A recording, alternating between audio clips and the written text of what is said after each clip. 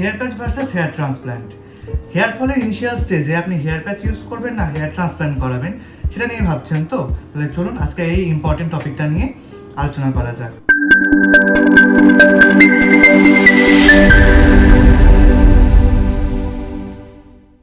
So hello everyone, welcome to Star Hair Life, Rudra this side. তো ভিডিওটা start করার আগে আপনাদেরকে বলে দিই, আপনারা যদি আমাদের চ্যানেলে নতুন হয়ে থাকেন তাহলে অবশ্যই চ্যানেলটাকে সাবস্ক্রাইব করে দেবেন, আর ভিডিওটি ভালো লাগলে অবশ্যই একটা লাইক, কমেন্ট এবং শেয়ার করে দেবেন। তো চলুন ভিডিওটা স্টার্ট করা যাক। সবার প্রথমে আমরা জেনে নিই হেয়ার প্যাচ কি। হেয়ার প্যাচ একটা নন সার্জিক্যাল প্রসেস। হেয়ারের একটা প্যাচ বা ক্যাপ হয়, যেটা আমরা বার্ডনেস এরিয়াতে আপনার সাইজের অ্যাকর্ডিং সেট করি গ্লু এবং টেপের সাহায্যে। এর হোল্ডিং পাওয়ার থাকে 20 থেকে 25 দিন। খুব ভালো হোল্ডিং পাওয়া যায় টেপ বা গ্লুর সাহায্যে এটাকে ফিক্স করা হয়। এটার হোল্ডিং এতটাই ভালো যে এটা 20 থেকে 25 দিন কোনোভাবেই খুলবে না আপনার মাথা থেকে। তাই বলে এমন নয় যে হাওয়া লাগলো আর এটা খুলে গেল, এটা কিন্তু কখনোই হবে না। আপনারা মুভিজে দেখে থাকবেন যে হাওয়া চলছে আর হেয়ার প্যাচটা খুলে যাচ্ছে, এটাতে একটা কমেডি সিন ক্রিয়েট হচ্ছে। তো এসব একটা মুভিতে কমেডি সিন ক্রিয়েট করার জন্যই কিন্তু করা হয়, কিন্তু রিয়েলিটিতে এমন কিছুই হয় না। আজকাল যে টেপ বা গ্লু আমরা ইউজ করে থাকি তাতে কিন্তু প্যাচের হোল্ডিং পাওয়ার কিন্তু যথেষ্ট বেশি থাকে, টানলেও কিন্তু কোনোভাবেই সেটা খোলে না, আর হাওয়া লেগে খুলে যাওয়া সেটা তো দূরের কথা। আপনারা এটাও দেখে থাকবেন প্রচুর সেলিব্রিটিরাও কিন্তু খুব আরামে হেয়ার প্যাচ ইউজ করছেন, যেমন অমিতাভ বচ্চন, পারাস ছাবড়া, কপিল শর্মা ইত্যাদি। তো হেয়ার প্যাচের হোল্ডিং যথেষ্ট ভালো এবং লুকটাও খুব ন্যাচারাল আসে। এবার আসি হেয়ার ট্রান্সপ্ল্যান্টটা কি। এই প্রশ্নটার অ্যান্সার দেওয়ার আগে এটা জেনে নিই যে হেয়ার ট্রান্সপ্ল্যান্ট করানোর কেন দরকার পড়ে। যখন ছেলেদের ক্ষেত্রে হেয়ার ফল বেশি হয়, অধিক মাত্রায় চুল পড়া শুরু হয়, টাক পড়ে যায়, তখন তাকে অ্যান্টিজেনিক অ্যালোপেশিয়া বলা হয়। এক্ষেত্রে আপনার প্রচুর পরিমাণে চুল পড়ে যায়, বার্ডনেস এরিয়া বেড়ে যায়, টাক পড়ে যায়। এই সিচুয়েশনে সবাই বুঝতে পারে না যে সে কী করবে। অনেক ধরনের ট্রিটমেন্টও হয়, হোমিওপ্যাথি, অ্যালোপ্যাথি, আয়ুর্বেদিক, যার সাহায্যে হেয়ার ফল কিন্তু থামানো যায়। এবার আসি হেয়ার ট্রান্সপ্ল্যান্ট নিয়ে। হেয়ার ট্রান্সপ্ল্যান্ট কি? হেয়ার ট্রান্সপ্ল্যান্টের ক্ষেত্রে হেয়ার ট্রান্সপ্ল্যান্টে যে সমস্ত সার্জেনরা থাকে তারা আপনার বার্ডনেস এরিয়াতে, আপনার ডোনার এরিয়া থেকে হেয়ার নিয়ে আপনার বার্ডনেস এরিয়াতে ইনজেক্ট করে।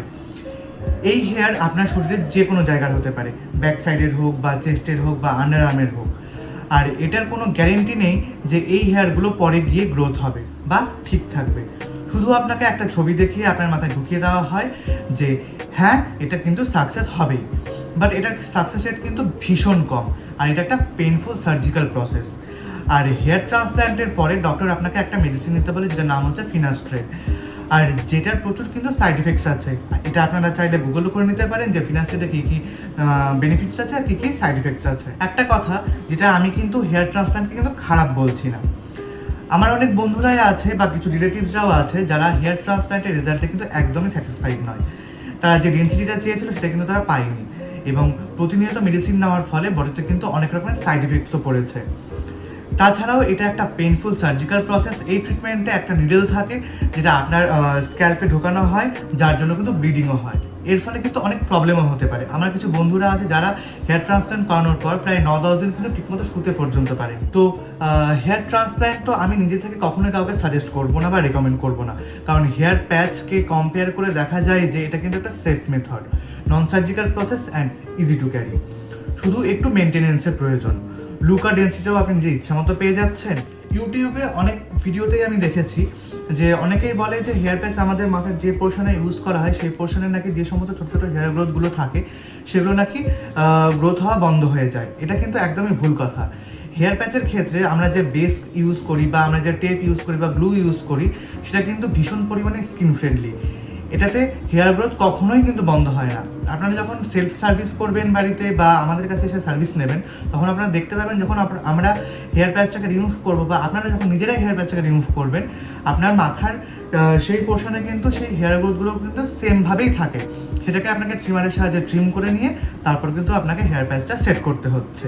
বাট সময়ের সাথে সাথে কিন্তু যে হেয়ার ফলটা হওয়ার সেটা তো হবেই। এমনও কোনো গ্যারেন্টি নেই যে ট্রান্সপ্ল্যান্ট করানোর পর আপনার যে এরিয়ায় ট্রান্সপ্ল্যান্ট করানো হয়েছে সেটা বাদে বাদ বাকি হেয়ারগুলো ঝরে যাবে না। আপনার মাথার পেছনের যে ন্যাচারাল হেয়ার আছে সেটা কিন্তু টাইমের অ্যাকর্ডিং ঝরবেই। অনেকেই ভাবে হেয়ার প্যাচের ডেন্সিটি বেশি কারণ তাদের যে বেস অর্থাৎ নেটটা থাকে সেটাকে কিন্তু কভার করতে হয়, সেটা কিন্তু একদমই নয়। অনেক অ্যাডভান্স লেভেলের হেয়ার প্যাচও আছে যেগুলোতে লো, মিডিয়াম অ্যান্ড হাই ডেন্সিটি হয়। আমাদের কাছে এমনও অ্যাডভান্স কোয়ালিটির হেয়ার প্যাচ রয়েছে যেটাতে আপনার অরিজিনাল স্ক্যাল্প পর্যন্ত দেখা যাবে। হেয়ার প্যাচে কোনো রকম সাইড এফেক্ট নেই, কোনো সার্জারি, কোনো পেন ছাড়াই মাত্র 1 ঘন্টায় কিন্তু আপনি আপনার পছন্দের লুকটা পেয়ে যাচ্ছেন। একদম রিস্ক ফ্রি প্রসেস এটা, কোনো রকমের সাইড এফেক্ট নেই, আপনাকে না কোনো মেডিসিন নিতে হচ্ছে। আর হেয়ার ট্রান্সপ্ল্যান্টে আপনি কিন্তু খুব তাড়াতাড়ি রেজাল্ট পাবেন না, আপনাকে 6 মাস থেকে কিন্তু 1 বছর ওয়েট করতেই হয়, তাও কোনো গ্যারান্টি নেই যে আপনার ঠিকমতো গ্রোথ আসবে। এবার আসি হেয়ার প্যাচ আর হেয়ার ট্রান্সপ্ল্যান্টের প্রাইস নিয়ে। তো হেয়ার ট্রান্সপ্ল্যান্টের কস্টিং 50,000 থেকে শুরু হয়ে সেটা কিন্তু 1 লাখ 1.5 লাখ পর্যন্ত চলে যায়, তাও কোনো রকমের কোনো গ্যারেন্টি নেই যে আপনার হেয়ার গ্রোথ ফিরে আসবে। এদিকে আমাদের হেয়ার প্যাচের স্টার্টিং প্রাইস থাকছে মাত্র 6,000 থেকে। আপনারা একটু বাজেট বাড়ালে 15,000 থেকে 20,000-এর মধ্যে খুব ভালো এবং ন্যাচারাল কোয়ালিটির একটা প্যাচ কিন্তু পেয়ে যাচ্ছেন। ঠিক মতো মেনটেন করলে একটা হেয়ার প্যাচ 1 বছর থেকে 1.5 বছর চোখ বন্ধ করে চলবে। এবার আসি গ্যারেন্টি কোনটায় পাওয়া যাবে, হেয়ার প্যাচে না হেয়ার ট্রান্সপ্ল্যান্টে? অবশ্যই হেয়ার প্যাচে। এটা কিন্তু আপনারা 1 ঘন্টার মধ্যেই কমপ্লিট পেয়ে যাচ্ছেন একটা সুন্দর লুক। আর হেয়ার ট্রান্সপ্ল্যান্টে কিন্তু কোনো রকমের কোনো গ্যারেন্টি নেই যে আপনারা কোনো রেজাল্ট পাবেন। তাছাড়াও এটা একটা ভীষণ পেনফুল প্রসেস, আর আপনাকে সারা জীবন কিন্তু মেডিসিন খেয়ে যেতে হবে, যার কিন্তু অনেক রকমের অনেক সাইড এফেক্টস রয়েছে। তাছাড়াও আমি আপনাদের কখনোই সাজেস্ট করবো না আপনারা ওই 1-2 হাজার টাকার কোনো হেয়ার প্যাচ ইউজ করুন, কারণ সেই সমস্ত হেয়ার প্যাচগুলোর মধ্যে কিন্তু প্রচুর পরিমাণে সিনথেটিক হেয়ার মেশানো থাকে। তো আপনারা মিডিয়াম রেঞ্জের একটা হেয়ার প্যাচ চুজ করতে পারেন, এই ধরুন 8,000 থেকে 10,000 বা 15,000-এর মধ্যে, তাহলে আপনারা একটা খুব ভালো কোয়ালিটির হেয়ার প্যাচ পেয়ে যাবেন।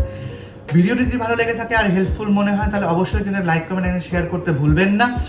হেয়ার প্যাচ রিলেটেড কোনো রকমের ভিডিও যদি আপনারা দেখতে চান তাহলে অবশ্যই কমেন্টে একবার লিখতে পারেন। দেখা হচ্ছে নেক্সট ভিডিওতে।